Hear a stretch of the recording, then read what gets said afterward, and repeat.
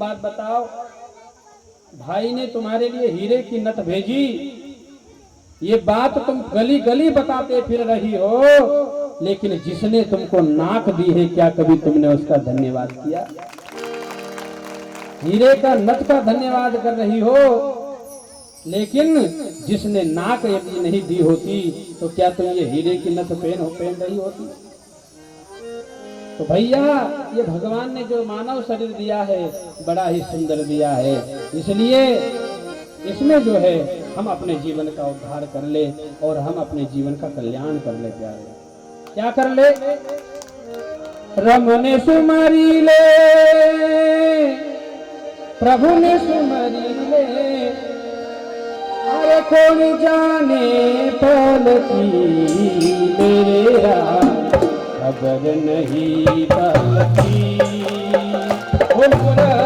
बात करे पलकी, वो मेरा खबर नहीं पलकी, वो मोरा बात करे पलकी, वो मेरा खबर नहीं पलकी, वो मोरा बात करे पलकी।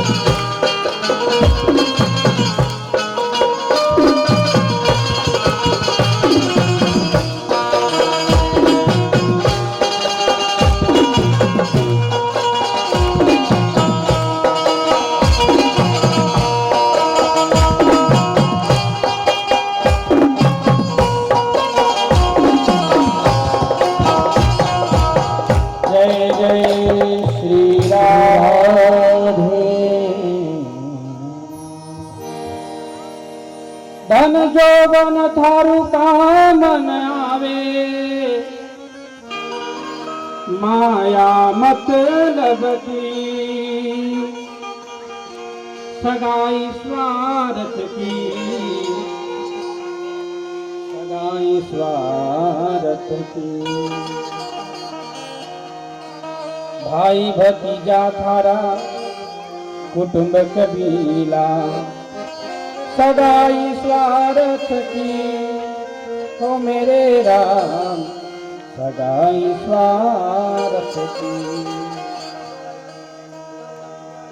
धन जोबन थारू काम न आवे, अरे माया मतलब की ओ मेरे राम, खबर नहीं पल की वो मूर्ख बात करे कल की। बोलिए भक्त वत्सल भगवान की। बहुत ही सुंदर उपदेश दिया है यहाँ पर। और परीक्षित महाराज का मुकुट सोने का था, तो सोने को धारण करके परीक्षित वापस अपने राज में आए और परीक्षित की जो है बुद्धि भ्रष्ट हुई।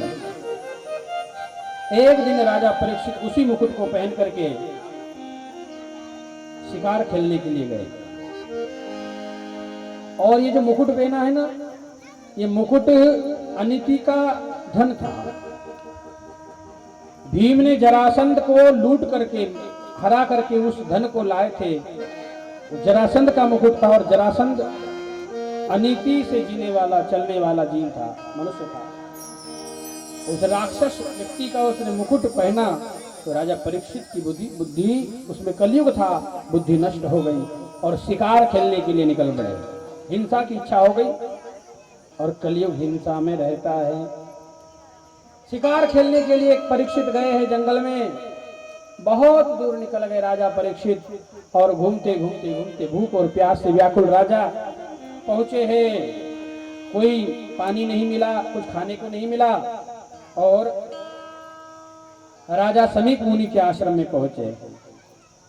राजन ने पुकारा कि बाबा कोई है आश्रम में? किसी ने आवाज नहीं दी। समीप मुनि समाधि में बैठे थे, आवाज नहीं।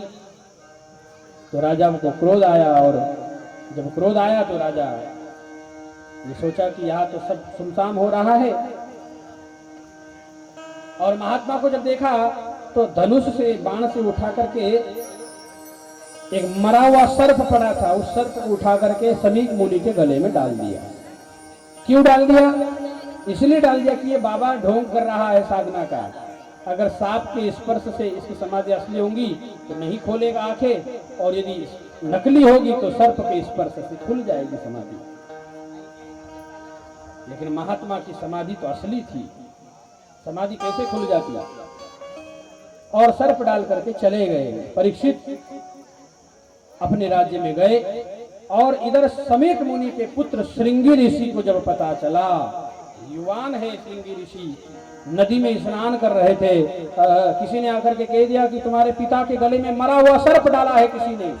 क्रोध आ गया श्रृंगी ऋषि को और कौशिकी नदी का जल हाथ में लेकर के श्राप दे दिया राजा को, जिस किसी ने भी मेरे पिता के गले में मरा हुआ सर्प डाला है, आज के 7वें दिन उस राजा की मृत्यु सर्प के काटने से होगी, ये हमारा श्राप है।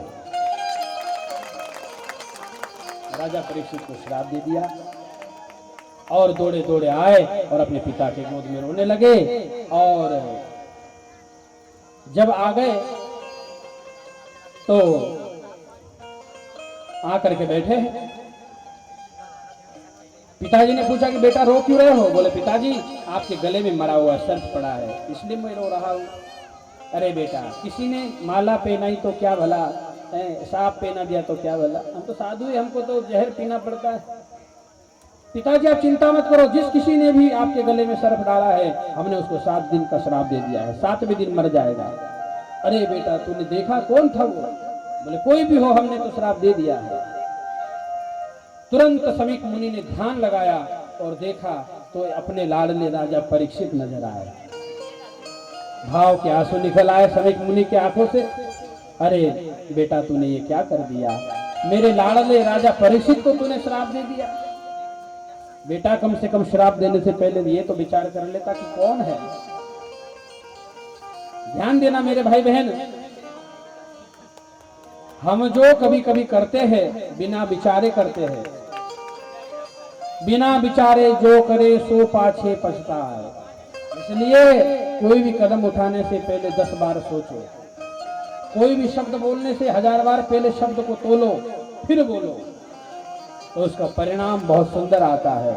इसलिए हड़बड़ी में कभी भी कोई कदम नहीं उठाना चाहिए। जल्दबाजी में कोई भी धर्म अधर्म का विचार करो, उचित अनुचित का विचार करो फिर कहो। समीक मुनि ने कहा कि बेटा तूने बहुत बड़ी नादानी कर दी, तूने राजा को श्राप नहीं देना चाहिए था।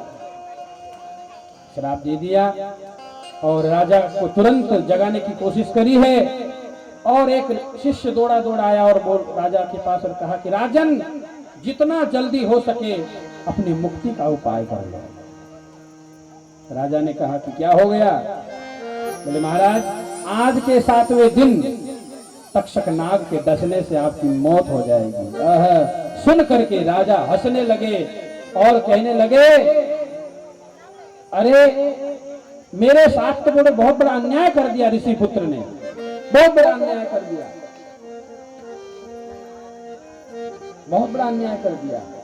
मैंने संत का अपमान किया है।